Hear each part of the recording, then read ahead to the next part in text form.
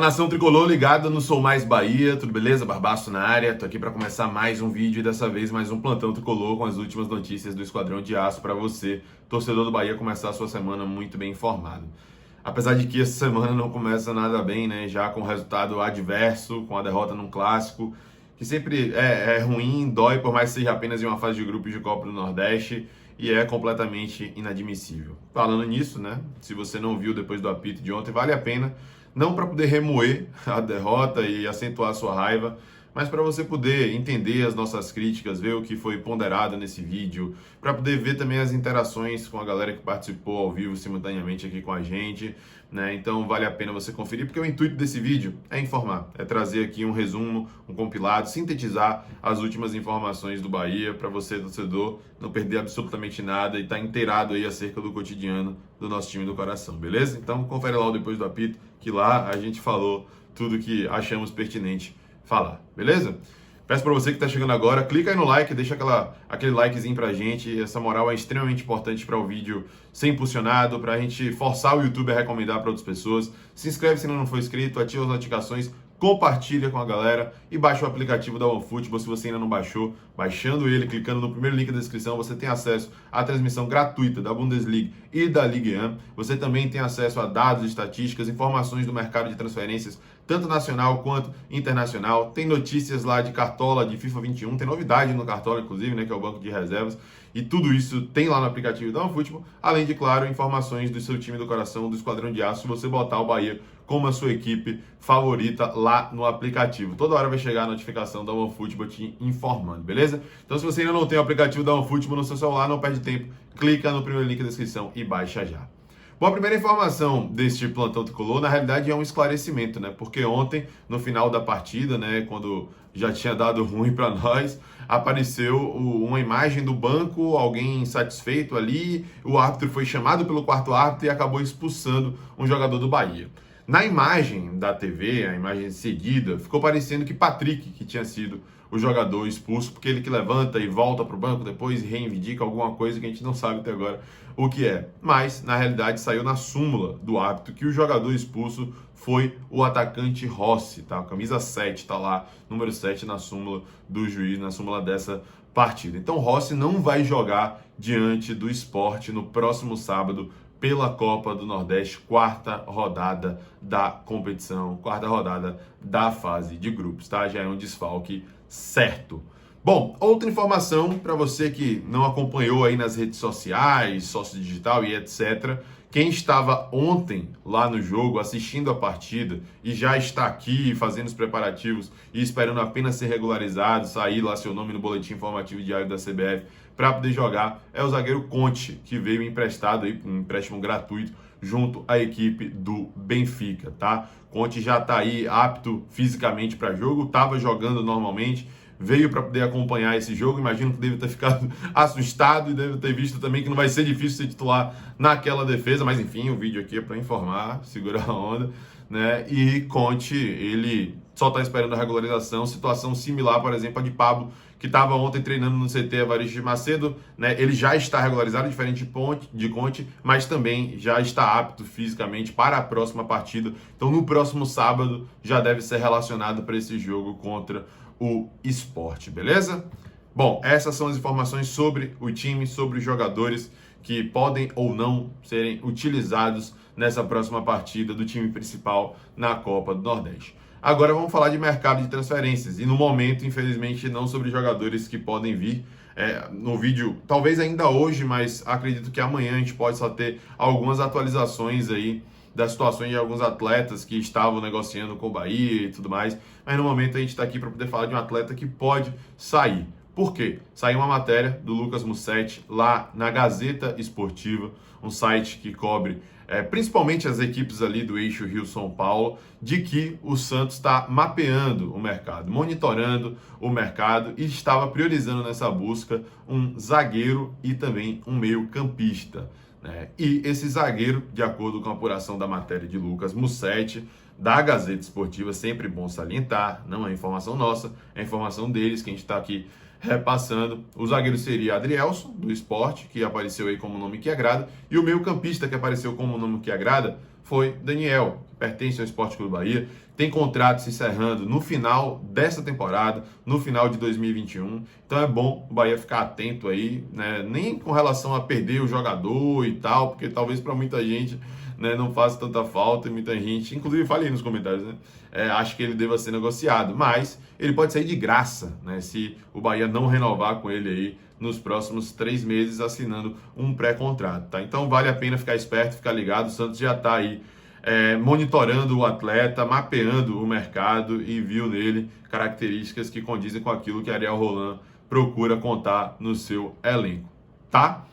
Bom, é isso. Essas foram as informações de hoje. Agora eu vou disponibilizar para vocês a coletiva de Dado Cavalcante, concedida aí pela assessoria de imprensa do Sport Clube Bahia, que vale a pena assistir, tá? Porque foi uma coletiva bem franca, assim. As perguntas foram bem incisivas, bem diretas, com relação a esse rendimento muito abaixo no Bavi de ontem pela Copa do Nordeste, tá? E ele respondeu algumas coisas, se esquivou de outras, de certa forma indiretamente cobrou reforços, porque disse que não tem atletas ali no estilo de jogo que possa marcar em linha alta e tal, né? Então vale a pena a gente ficar atento nessa coletiva para reparar as nuances e também fazer as nossas cobranças ao treinador, que pecou demais ontem, demais mesmo, tá? Tomara que tire o jogo como lição. Veja agora a entrevista coletiva de Dado Cavalcante. Entrevista com o técnico Dado Cavalcante. Dado uma pergunta conjunta de Douglas Santana, do scbahia.com, Léo Souza, do BNews, e Rafael Seixas, da FM. Sabemos que o time que está ganhando não se mexe. Explica essa mudança na equipe titular em relação à última partida e como justificar essa diferença entre o Bahia que goleou o Campinense e o time que foi derrotado no Clássico. Bom, primeiro que são jogos diferentes e justamente por serem jogos diferentes eu propus a mudança. Mesmo com a vitória elástica contra o Campinense, o nosso meio campo foi muito vulnerável. Em quantidade de disputas que houveram no campo e quantidade de perdas que nós tivemos nessas disputas, elas foram significativas para eu repensar a nossa forma de jogar. O que acontece é que eu estou ainda buscando o equilíbrio dessa nossa equipe, né? Quando nós somos extremamente ofensivos, nós somos muito complacentes na marcação, nós deixamos muito espaços no meio. E quando a nossa equipe é muito forte na marcação, quando a nossa equipe tem mais força de defesa, a gente perde um pouco de poderio ofensivo. Então, preciso ainda achar essa melhor dosagem para a nossa equipe ser mais competitiva ainda com o elenco que nós temos à disposição hoje. Ulisses Gama, Bahia Notícias e Rádio Salvador FM. Dado mesmo sem pressionar o adversário no campo de ataque, o Bahia teve momentos de fragilidade e pouco antes de sofrer o gol. Como explicar o tamanho espaço cedido? Todas as fragilidades foram justamente pelo contrário, foram nos momentos que a gente saiu para o jogo, que a gente abriu as linhas e antes do gol acontecer já estava com a troca pronta, por entender que o nosso meio começou a ficar vulnerável e começou a dar exatamente os espaços que o time do Vitória gosta, né? É um time muito veloz e gosta dos espaços.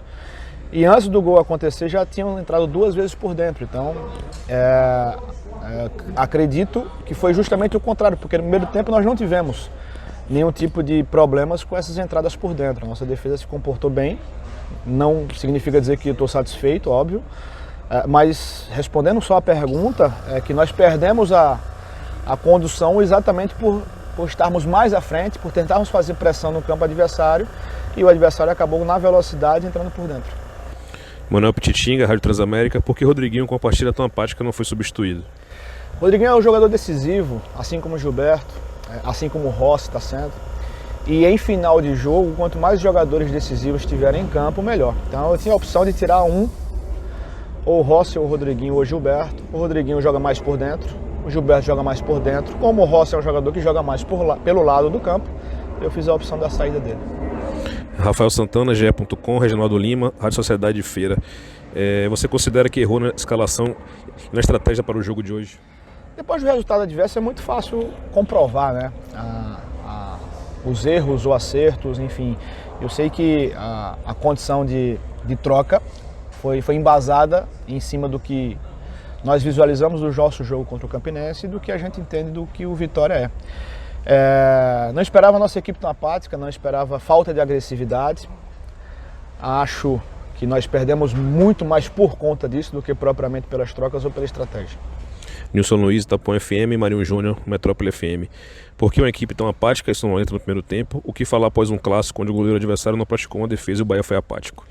Bom, a apatia, ela talvez, ela se ela se manifestou muito mais, né, no segundo tempo, porque no primeiro tempo nós tínhamos uma condição de estratégia, né? Nós saímos em algumas velocidades de ataque, nós tivemos algumas boas possibilidades. Não estou falando que nós finalizamos em gol, mas tivemos aquelas chances criadas pelo lado, a bola passando na frente da área e ninguém colocando o pé para cabecear ou uma cabeça.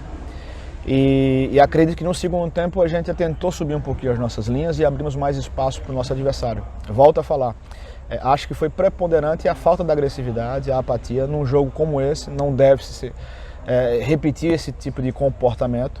Comportamento esse que deve servir de lição para que a gente não cometa esse tipo de erro e nem outros erros que aconteceram aqui hoje na sequência da temporada.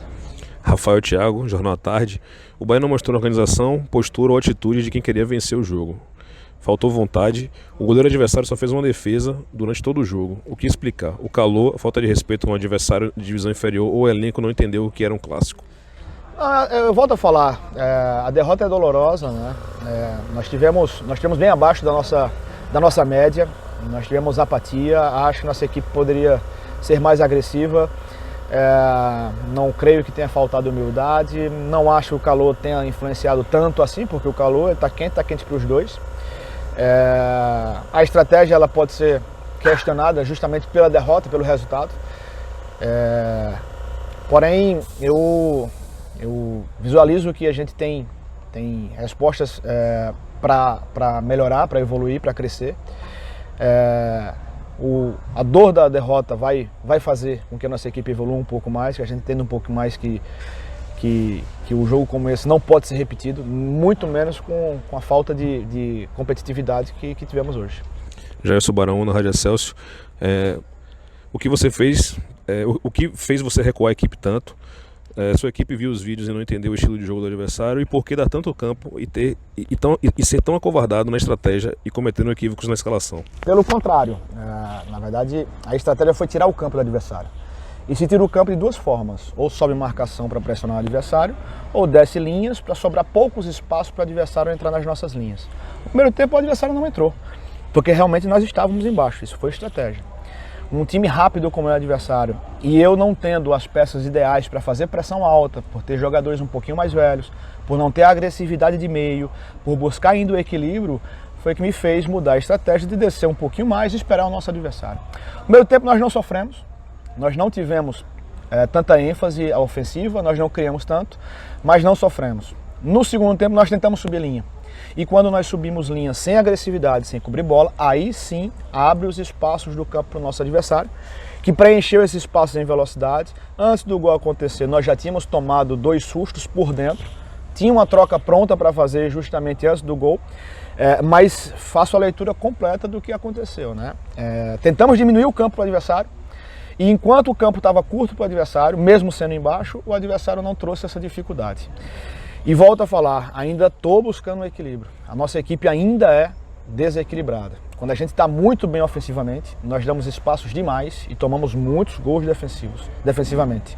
Quando nós fortalecemos a defesa, quando nós trazemos uma compactação um pouco mais baixa, a gente não passa puros, não toma sustos, mas perde agressividade, perde chegada à frente. O ideal é achar o meio termo.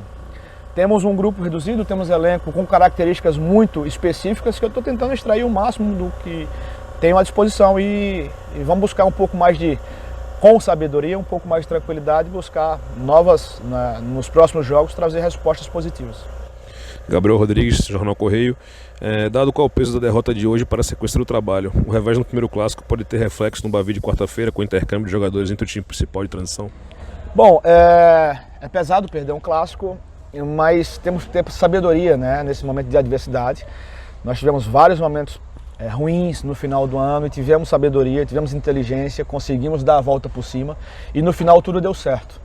Eu tenho muita convicção que com a reformulação do que vem acontecendo, né, de mudança de característica de grupo, de elenco, com a sequência de jogos, a gente vai ter um ano muito melhor do que foi no passado. Mas é tempo, é sabedoria, é ter tranquilidade para fazer as escolhas corretas. Em relação a intercâmbio, não passa pela nossa cabeça fazer nenhuma. Para esse momento, existem 2 equipes que estão treinando entre elas e talvez uma mudança de um jogador, de vários jogadores, possam descaracterizar uma equipe e não é o nosso pensamento por enquanto. Marcelo Muniz, Galácticos Online, Jefferson Domingos, Jornal Massa. Como explicar a fragilidade defensiva do jogo, sendo que o time esteve postado com linhas baixas por quase todo o tempo? Se você já explicou. O que você pretende corrigir como prioridade para a partida contra o Sport? O equilíbrio entre defesa e ataque. Se defender melhor, tendo mais bola, tendo mais jogo, tendo mais produtividade ofensiva. E continuar com a produtividade ofensiva quando tivermos um pouquinho mais de agressividade. Então, essa é a minha missão, é de procurar um equilíbrio entre defesa e ataque do Bahia. O Bahia não pode ser só forte na defesa e perder o ataque, e não pode ser só forte no ataque, perdendo e sendo vulnerável na defesa. A última pergunta, Marcos Valença, da Rádio Sociedade. O Bahia finalizou pouco no jogo. O que fazer para o time entrar agredindo o adversário? Não, é uma condição de característica, já tinha adiantado isso. Vou me tornar repetitivo, mas infelizmente se faz necessário, porque as respostas são mais próximas de todas as perguntas que foram feitas, né? É uma busca mesmo pelo equilíbrio da nossa equipe, né? Pela característica dos nossos jogadores, extrair o máximo que eles têm para a nossa equipe, né? Sem perder a competitividade, ganhando um pouquinho mais de agressividade, mas tenho também consciência de que com vinda de novos atletas, até porque o nosso grupo é muito pequeno, muito enxuto, vai aumentar também a nossa competitividade interna, vai aumentar também a nossa a condição de característica de outros jogadores para que a gente consiga ter uma temporada boa aí. Bom, pessoal, é isso. Este foi o Plantão Tricolor de hoje. Espero que você tenha gostado, tenha ficado bem informado, mesmo nesse momento atípico após uma derrota num clássico, né? Se inscreva no canal se você ainda não for inscrito, ative as notificações, compartilhe com a galera, se torne membro se você ainda não é, tem um 31, 59 e 88, são os nossos planos, vê o que cabe mais no seu orçamento e cola com a gente, e claro, deixa aquele like para dar uma força pra gente, beleza? É isso, galera, um forte abraço, tamo junto, eu sou Mais Bahia, eu sou o Mel do Nordeste. E você?